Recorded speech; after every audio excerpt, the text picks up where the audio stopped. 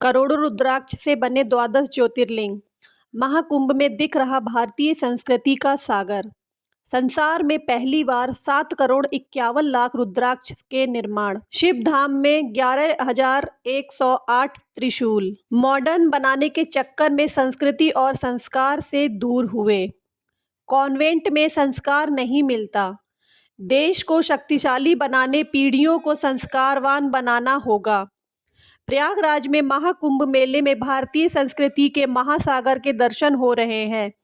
देश के विभिन्न प्रांतों से आए साधु संतों के द्वारा वहां की सांस्कृतिक झलक दिखाई दे रही है। महाकुंभ में 7,51,00,000 रुद्राक्ष की मालाओं से बने 12 ज्योतिर्लिंग श्रद्धालुओं के आकर्षण का केंद्र बने हुए हैं। नाग वासुकी के सामने महाकुंभ के सेक्टर 6 में बने हर ज्योतिर्लिंग में 11 फीट ऊंचा, 9 फीट चौड़ा और 7 फीट मोटा है। महाराज जी ने त्रिपुरी टाइम्स के संपादक डॉक्टर राजेश जायसवाल से वार्ता में बताया कि परमात्मा की कृपा से संसार में पहली बार रुद्राक्ष से निर्मित 12 ज्योतिर्लिंगों में चारों ओर 7,51,00,000 रुद्राक्ष की माला लिपटी हुई हैं। ये मालाएं 10,000 गांवों में घूमकर और मांग कर एकत्र की गई हैं। शिव धाम में 11,108 त्रिशूल लगाए गए हैं। 4 अलग अलग रंग के त्रिशूल हैं। यह त्रिशूल गरीबी समाप्त करने, ज्ञान की वृद्धि करने, महामारी और आतंकवाद को समाप्त करने के लिए लगाए गए हैं। माता पिता ने बच्चों को कॉन्वेंट स्कूल में पढ़ाकर मॉडर्न बनाने के चक्कर में संस्कृति और संस्कार से दूर कर दिया। कॉन्वेंट में संस्कार नहीं मिलता, आदर्श खत्म हो गया है। इसलिए युवा पीढ़ी को आज मार्गदर्शन की आवश्यकता है। जब पीढ़ियां संस्कारवान बनेंगी तो देश सांस्कृतिक और अन्य सभी रूप से समृद्ध और शक्तिशाली होगा। और लोगों को जोड़ने के लिए भी आए कि सोशल मीडिया से लोगों को जागरूक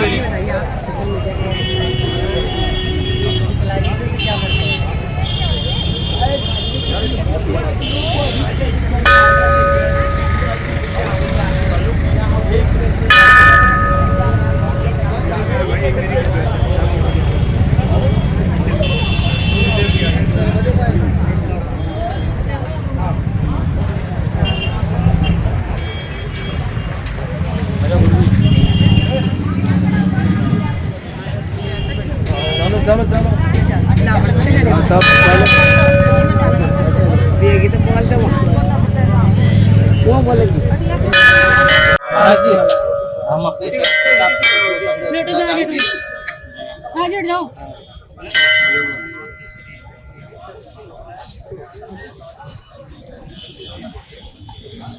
आप देख रहे हैं प्रयागराज महाकुंभ में यहाँ विभिन्न भारतीय संस्कृति के दर्शन हो रहे हैं।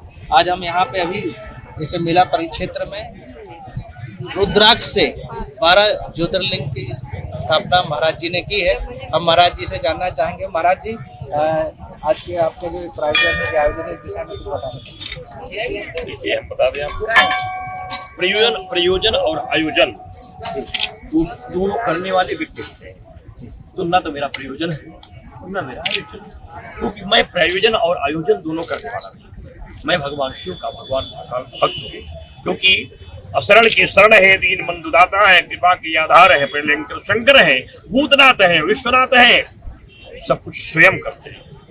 निमित्त मात्रम वो सब साक्षर, गीता कहता है व्यक्ति केवल है। इसलिए इसी भ्रम को समाप्त करना ही है कि हम कुछ कर नहीं सकते, परमात्मा ने चाहा तो हो गया। भगवान महाकाल की कृपा से संपूर्ण विश्व में पहली बार, पूरी दुनिया में पहली बार, महाकुंभ में पहली बार, भारत में पहली बार, स्वतंत्र भारत में पहली बार 7,51,00,000 रुद्राक्ष मणियों से 12 दिव्य ज्योतिर्लिंगों का निर्माण भूतनाथ की कृपा से संपन्न हुआ है। माँ गंगा की कृपा, भगवान ब्रह्मा की यज्ञ भूमि है, जहाँ से संसार की सृष्टि की रक्षा के लिए यज्ञ हुई थी। यहाँ 12 माधव विराजमान है, भगवान अक्षय पट यहाँ विराजमान है, उनकी कृपा से यहाँ पर 11,108 त्रिशूल स्थापित किए गए। 4 रंग के त्रिशूल है। लाल त्रिशूल जो है देश की अर्थव्यवस्था के लिए है, पूरे भारत के लोगों की गरीबी समाप्त हो इसके लिए। सफेद त्रिशूल है जो ज्ञान विद्या बुद्धि के लिए है, लोग मेरे देश के योग्य हो, भारत त्रिशूल। पीला त्रिशूल है महामारियों के विनाश और रोगों के शमन के लिए है। सभी लोग डॉक्टरों या छुट्टीबाज है, असाध्य रोग लोगों को हो रहे हैं, उसी लोग मुक्ति पाए, लोग स्वस्थ रहे। काला त्रिशूल है देश का आतंकवाद समाप्त हो, देश में आतंकवादी न हो, मेरी बेटियां सुरक्षित हो, मेरी माताएं सुरक्षित हो, मेरे नौजवान सुरक्षित हो, मेरा देश सुरक्षित हो, और मेरे देश में बांग्लादेश जैसी स्थिति न हो। यह लोग आए आक्रमण करें, और मुझे मालूम उससे बचने के लिए 4 तरह के शिव स्थापित किए गए। इनकी संख्या 11,000 है। प्रत्येक शिवलिंगों में 55 लाख लगे हुए हैं। 12 ज्योतिर्लिंग है। भगवान शिव के ध्वज लगाए गए हैं। भगवती मंगलामुखी के 36 स्तंभ बनाए गए हैं जो शत्रुनाशक है। गणेश के 12 स्तंभ बनाए गए हैं। भगवान सूर्य आज जान लें आप 12 सूर्य होते हैं। एक सूर्य जिनको हम देखते हैं यही नहीं होती, हर महीने में अलग अलग सूर्य का दर्शन होता है।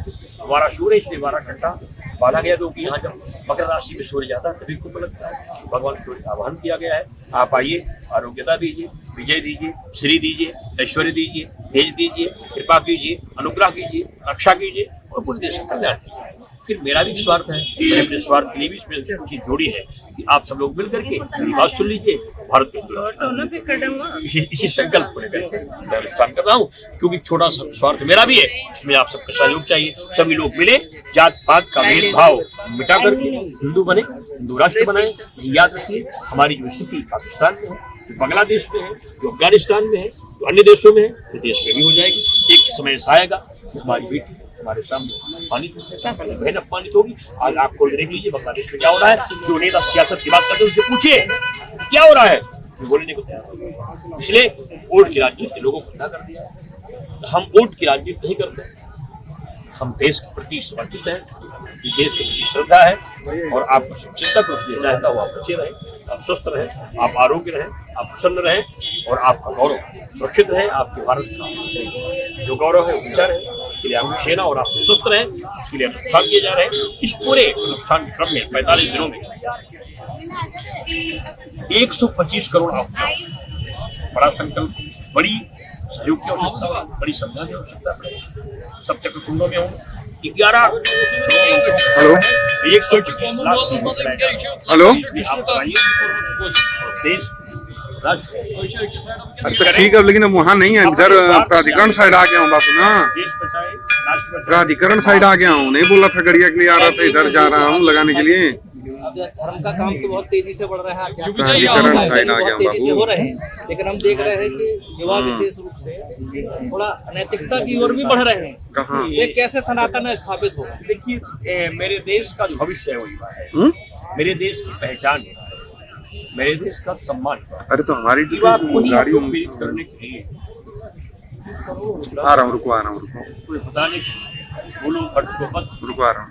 सो नहीं दिन जानो संस्कृत में है अनाथ, आ जाओ प्रभु के चरणों में, उद्धार तुम्हारा यही रहेगा। दो चीजों का बच्चों के भविष्य होने का पुकार, इसकी सबसे बड़ी चीज सरकार और माता पिता। शिक्षा का जो चयन हुआ वो कॉन्वेंट से हुआ। बच्चों को पैदा होते ही मैंने नास्तिकता के विद्यालय में भर्ती करा दिया। माता पिता ने बताया महाराज भगवान तो है नहीं, साधु पकड़ लेगा, जेल भेज देगा, मार डालेगा।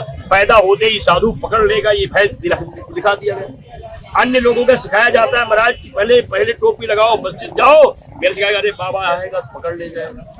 तो माता पिता ने भी गलती की, बच्चों को कॉन्वेंट में पढ़ाया, धर्म से अलग किया। उनके यहाँ धर्म प्रधान है, मेरे यहाँ स्वार्थ प्रधान हो गया।